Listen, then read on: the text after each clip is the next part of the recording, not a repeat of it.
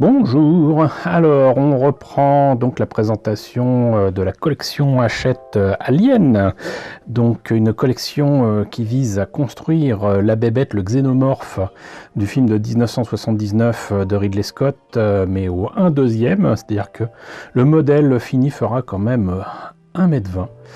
Et donc je rappelle à toute fin utile que je ne monte pas la bébête en question. Je me suis abonné pour un ami qui ne peut pas s'abonner depuis son pays, mais je vous présente quand même le fascicule. Et si vous voulez voir le montage des pièces et de la bébête, je vous propose de découvrir, si ce n'est pas déjà fait, les chaînes de deux amis sur YouTube que sont Chris Collection. Voilà, Chris Collection qui a beaucoup de collections comme ça à présenter sur sa chaîne régulièrement. Voilà, je vous la conseille. Il y a même l'Enterprise D de Picard, de Star Trek, rendez-vous compte, mais également le monde d'Ilmic, voilà, qui présente ça régulièrement, même si parfois il se coupe des morceaux de doigts. Voilà, donc si vous aimez le gore et les montages de collection de ce genre, je vous conseille le monde d'Ilmic et Chris Collection. On se complète parfaitement puisque donc eux montent la bébête,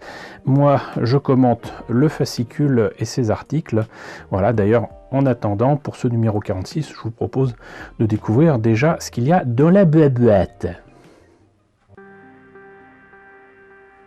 Alors, il y a certainement des surprises d'un côté et de l'autre, donc voilà, déjà ici, ah bah encore une fois un petit peu d'électronique, visiblement une partie de la jambe, bah non, de la main droite, figurez-vous, donc ça c'est à mettre dans le crâne puisqu'il sera illuminé.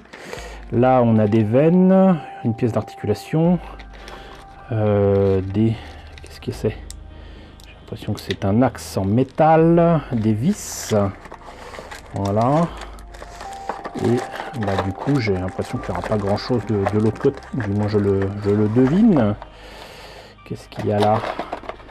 Eh ben si, voilà, il y a quand même voilà, le plat de la main. Et ici donc certainement une pièce d'articulation. Voilà, donc bah, du coup je vais mettre ça ici, ça passera mieux. Ou pas.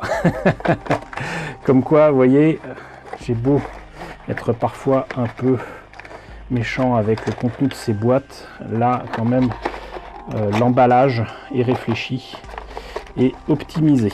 Voilà, donc on a vu ce qu'il y avait dans la boîte. Sans plus tarder, je vous propose de découvrir ce qu'il y a dans le fascicule. Alors, donc effectivement main droite et crâne. Troisième partie, maquette et miniature. Ben voilà un sujet qui va m'intéresser. Le listing de l'équipage du Sulaco. Donc là, on a les pièces qu'on a vues tout à l'heure.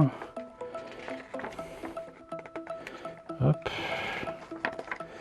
Et ici, donc les miniatures d'Alien le Retour. La qualité du film de James Cameron doit beaucoup à la réussite de ses effets spéciaux, parmi lesquels les maquettes des décors et des véhicules. Leurs concepteurs ont ainsi réalisé de véritables prouesses techniques.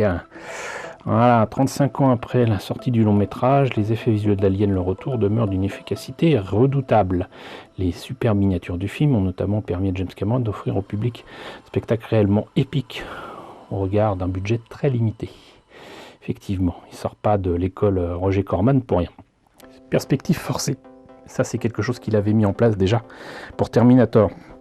Une fois arrivés au Royaume-Uni, les artistes investissent 2 studios complets où ils érigent avec leur équipe différente différents décors miniatures, la colonie d'Adler's Hope, on en a déjà parlé, le hangar de l'USS Sulaco, ça on n'en a pas encore parlé, ou encore la centrale atmosphérique qui rend respirable l'air de la planète LV426. Les effets météorologiques, tempêtes, pluie, sont réalisés en direct, tout comme certains trucages annexes.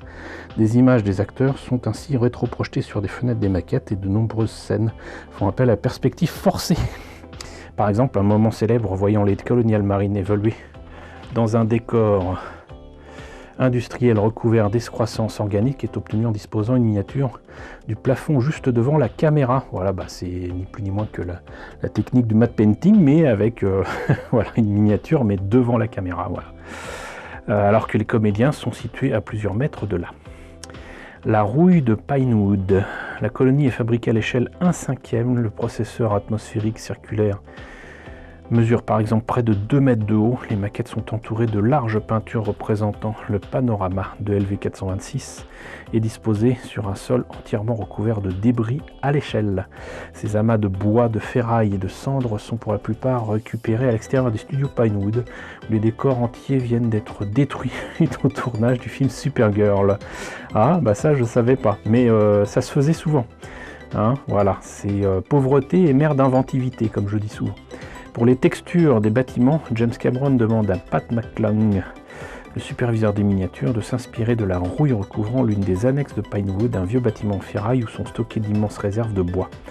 Les studios extérieurs, alors en très mauvais état, pour avoir subi plusieurs décennies d'intempéries, offrent des références idéales pour le look hostile et délabré de la colonie Hadley's Hop, comme quoi. Un tank de 20 cm entièrement radiocommandé, le tank APC principal est lui aussi créé à l'échelle 1/5. Ses mouvements sont souvent accélérés au montage. Une autre maquette plus petite, 20 cm environ, est fabriquée pour la scène où le véhicule s'extrait du ventre de la navette du débarquement Cheyenne. Voilà, donc le dropship. Cette séquence représente d'ailleurs l'un des principaux défis techniques d'Alien, le retour, la navette de débarquement de 2,20 m, déplacée dans les airs grâce à un système de câbles très élaboré, doit effectuer un léger virage dans une atmosphère de tempête simulée au sein du studio, allumer ses phares, ouvrir sa soute et son train d'atterrissage, puis se poser sans renverser le moindre élément du décor. Le petit tank piloté à distance doit descendre la rampe dans la continuité, dans le plan suivant, montrant l'APC au premier plan et la navette en train de décoller à l'arrière-plan. Le tank est cette fois-ci une grande miniature et le vaisseau une maquette plus petite afin d'augmenter la sensation de distance. Le résultat à l'écran est absolument saisissant, effectivement. Et là donc la fameuse liste, c'est juste une photo, super. Ce visuel créé pour Alien le Retour liste les noms des 10 des 12 coloniales marines. Seulement qu'à cette liste, le premier classe Hudson et le soldat Crow. Oui, c'est passionnant. Ben voilà, écoutez, on en a fini donc avec ce numéro 46. Moi j'étais ravi d'apprendre des choses concernant les maquettes et les miniatures, notamment le fait qu'ils aient récupéré des éléments de décor du film Supergirl, là, voilà. Ça ne me poussera pas pour autant à revoir le film, hein, mais c'est intéressant à savoir. Donc j'espère que ça vous a intéressé. N'hésitez pas à me dire ce qu'il en est dans la section commentaires. N'hésitez pas à liker, n'hésitez pas à partager, n'hésitez pas à vous abonner si ce n'est pas déjà le cas. Coucou aux nombreux abonnés qui nous ont rejoints ces derniers temps. Bienvenue ici. Coucou aux grands anciens qui me suivent depuis 6 ans. Merci à tous de votre fidélité. Merci à tous de votre soutien sur Tipeee et sur Paypal. Surtout prenez soin de vous. Je vous laisse avec la liste des contributeurs de la chaîne et je vous dis à très bientôt pour la présentation du numéro 47.